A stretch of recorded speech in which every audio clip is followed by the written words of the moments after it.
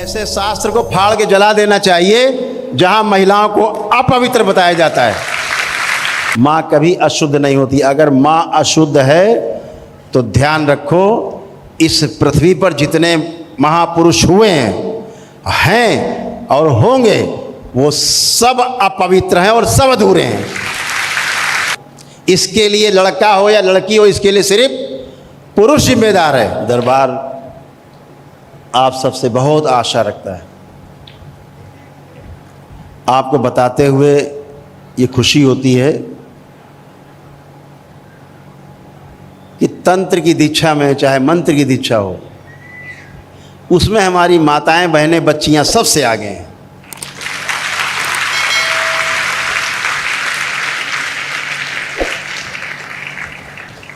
क्योंकि माँ की कृपा है, बहुत ज़्यादा कृपा है माँ की। ये पहला दरबार है धरती पे, न पहले था न है और शायद आगे कोई होगा भी नहीं, जहां महिलाओं को पूरा बच्चियों को पूरा सम्मान मिलता है। ये वो दरबार है। इस दरबार ने उस नियम को भंग किया, तोड़ा कि महिलाएं, बच्चियां 4 दिन अशुद्ध होती हैं, उनको पूजा पाठ से सबसे दूर रखना चाहिए। इस दरबार ने उस परंपरा को तोड़ा है और तोड़ करके प्रमाणित किया है कि मां से ज़्यादा शुद्ध इस पृथ्वी पर कोई नहीं है।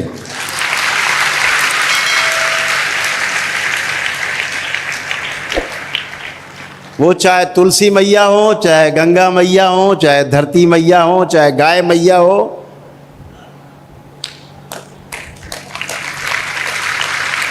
और चाहे अपनी मैया हो, इससे पवित्र संसार में, सृष्टि में कुछ भी नहीं। ढोंग ढकोसला बना के रखा कि महिलाएं अपवित्र हैं। हमारे महापुरुषों ने किसी अन्य कारण से वो व्यवस्था बनाई कि इन 4 दिनों में महिलाओं से कोई काम न लिया जाए, क्योंकि शरीर एक संक्रमण के दौर से गुजर रहा होता है। शरीर में एक प्राकृतिक व्यवस्था चल रही होती है, शरीर में तमाम प्रकार के कष्ट रहते हैं इन 4 दिन। तो उससे खाने बजाने के लिए, बर्तन मांजने के लिए, घर के काम करने के लिए ना कहा जाए।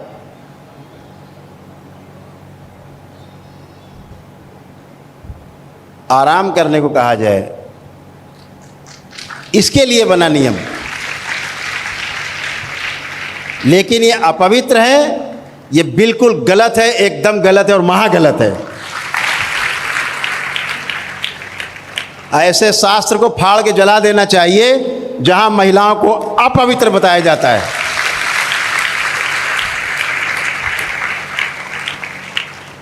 इसलिए इस दरबार ने महिलाओं को वर्ष में 365 दिवस में 365 दिवस पूजा पाठ, ध्यान, प्रार्थना, अनुष्ठान, जप, तप सब करने की छूट दी।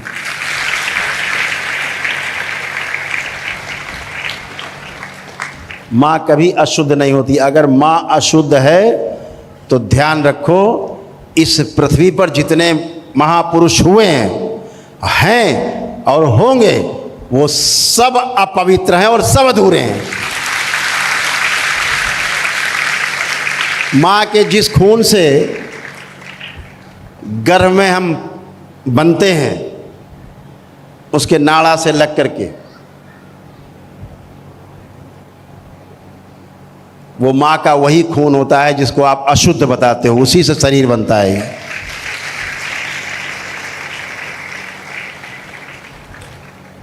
और जब हम पैदा होते हैं तो हम माँ की छाती से दूध पीते हैं, जो नोच नोच के, वो भी वही लहू है जो बाद में दूध बनता है और हम पीते हैं, पी के बड़े होते हैं। दूध पीते हुए बच्चे को कि माँ को मासिक नहीं होते, वो वही लहू है जो हमारे शरीर के निर्माण में काम आता है। वो वही लहू है जो दुग्ध बन करके, जो ममता के भाव से उत्पन्न हुआ रस होता है, उसे हम दुग्ध कहते हैं, दूध कहते हैं। ममता के भाव से जो रस उत्पन्न होता है वो भी उसी खून से निर्मित होता है। और हम बैठ के बातें बनाते हैं कि माँ अशुद्ध है, बहनें अशुद्ध हैं, बच्चियाँ अशुद्ध हैं। ये 4 दिन ऐसे लोगों को मुँह तोड़ जवाब देना चाहिए।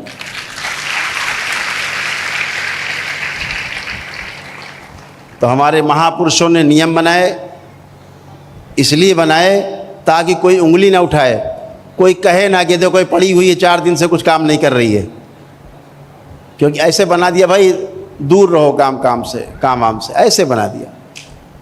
लेकिन कोई कहे ना, इसलिए नियम बना दिया हाँ भाई 4 दिन छूना ही मत, काम मत छूना। तो जैसे पीपल काटो नहीं लोग कहते, पीपल सबसे ज़्यादा ऑक्सीजन देता है, पीपल का वृक्ष। तो कहते हैं इसमें सब देवी देवता रहते, काटो नहीं तो वंशनाश हो जाएगा, ऐसा कहते। तो डर के मारे नहीं काटते पीपल बरगद लोग, नहीं ये भी काट डाले, सब तमाम तो काट ही डालते, ये भी काट डालेंगे, डरते हैं। तो ऐसे ही 4 दिन बनाए कि काम ना कराएं। हाँ भैया आराम करो बेटा, आप आराम करो, बहू आप आराम करो, बेटी आराम करो। लेकिन कहाँ ले गए घुमा के कि अशुद्ध है इसलिए नहीं छूने देते घर के कामकाज को। एकदम उल्टा बता दिया। अपमान, घोर अपमान नारी का। जैसे एक परंपरा है, किसी की मृत्यु हो जाती किसी की, तो आप घर जाते हैं तो कहा जाता है जिसके घर जाते हैं, जिसकी परिवार में मृत्यु हुई है, वो किसी के पैर न छुए आने वाले के। क्या हो जाता है इन 13 दिन में? 13वीं तक क्यों ना पैर छुए? केवल इसलिए कि घर के लोग दुख में हैं, किसी के पैर छूना भूल सकते हैं बड़े के, तो वो नाराज हो जाएगा। हम तो गए बताओ हमारे पैर तक नहीं छुए। परंपरा ये भी है कि 13वीं तक कोई मेहमान आ जाए, कितना बड़ा से बड़ा आदमी घर में आ जाए, उसको छोड़ने गेट के बाहर तक नहीं जाते हैं।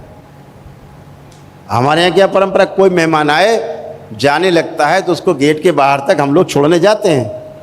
लेकिन क्या परंपरा बनाई कि इन 13 दिनों में गेट तक छोड़ने नहीं जाना है।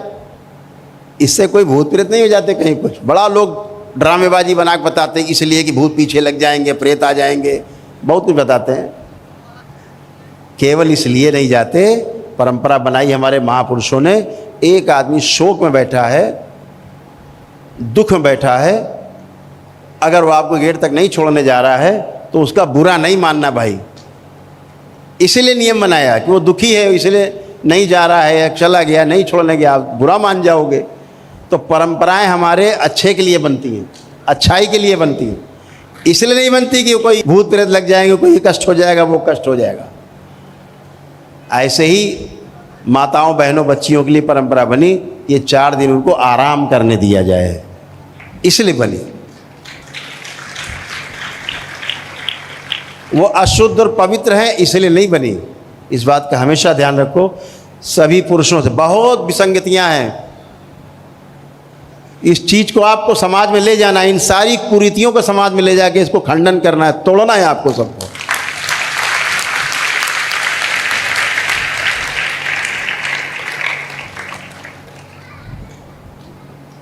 माँ हमको अपने गर्भ में धारण करके 9 महीने घूमती है।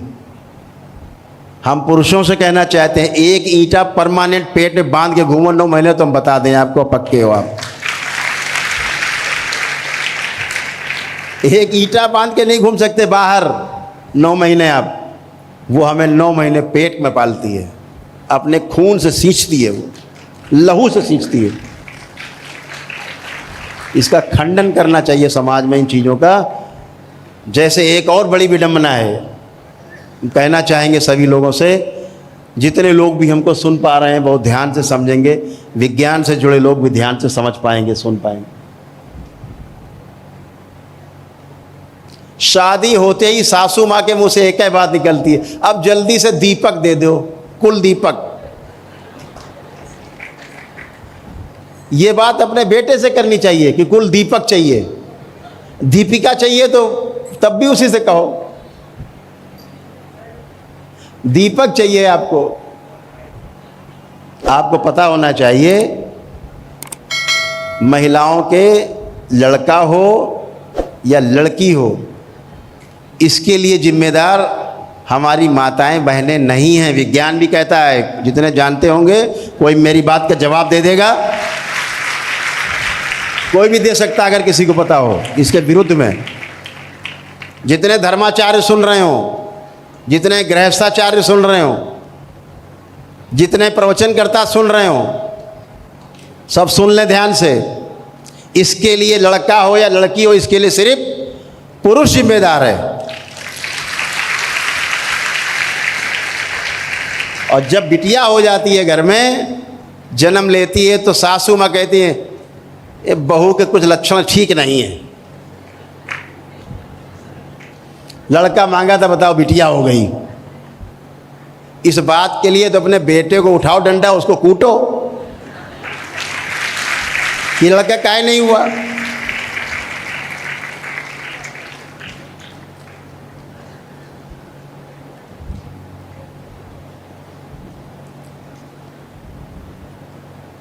महिला और पुरुष,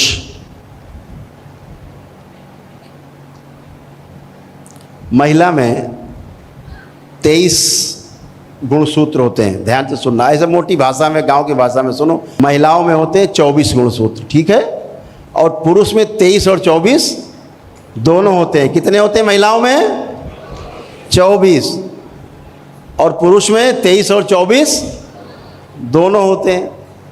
तो महिलाओं के जब पत्नी के 24 में जब पुरुष के 23 जुड़ते हैं तो कितने हो गए? 47। तो जब 47 होते हैं तो क्या बनता है? लड़का। स्त्री के 24 और पुरुष के मिल गए 23, तो कहाँ से आए? पुरुष से आए 23, 47 हो गए। तो क्या बना? लड़का, एक कम। और जब पुरुष के स्त्री के 24 से पुरुष का 24 का वाला गुणसूत्र मिलता है तो क्या बनता है? लड़की। तो लड़का या लड़की होने के लिए जिम्मेदार पुरुष है कि स्त्री है? पुरुष है। स्त्री में तो 24 ही है, हमेशा रहते हैं 24 गुणसूत्र। तो पुरुष से जब 23 आए तो लड़का बन गया, पुरुष से जब 24 मिले तो लड़की बन गई।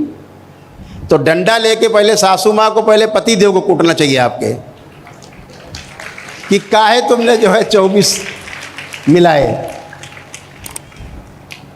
लेकिन इसके लिए जिम्मेदार किसको मानते हैं? स्त्री को। तलाक हो जाते हैं, अरे बिटिया बिटिया इसके पैदा हो। अरे लड़के को मारो, डंडों से पीटो अपने, इसकी वजह से बिटिया बिटिया। और तुम्हें पता नहीं है, वो सासू माँ भी कभी बिटिया थी जो अपनी बहू से पुत्र की उम्मीद करती है। न सासू माँ तुम होती तो ना तुम्हारा लड़का होता, और ना ये बिटिया होती जो शादी करके लाए हो, तो ना कोई संतान होती और ना कोई सृष्टि में आगे बढ़ता। सब खत्म हो जाते। इसलिए माँ सर्वोपरि है, माँ सबसे ऊपर है। ये ध्यान रखो। इस भ्रांति को तोड़ना है। जब कोई समाज में बात आए कि इसलिए तलाक हो रहा है कि उसकी बिटिया बिटिया हो रही हैं, इसलिए प्रताड़ना मिलेगी, बिटियाँ हैं उनके, ध्यान रखो, इस प्रताड़ना को उसके पति को मिलना चाहिए। यहाँ उल्टा खेल चल रहा है।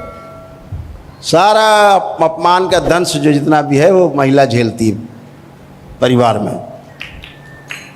इससे बचना है। ये सब विखंडन जो परिवार में है, ये सब गलत जानकारी के अभाव, जितनी जानकारी के अभाव में है, जो सही जानकारी है उसके अभाव में, गलत जानकारी के कारण परिवार में ये तमाम बातें पैदा होती हैं। तो इन सबको खंडित करना है। समाज में जितना भी है हम आपको बताते जाएंगे। सैकड़ों चीज़ें ऐसी हैं जो परंपरा के रूप में रखी हैं, किसी कारण से उसको कुछ और बना दिया आदमी ने अपने स्वार्थ में।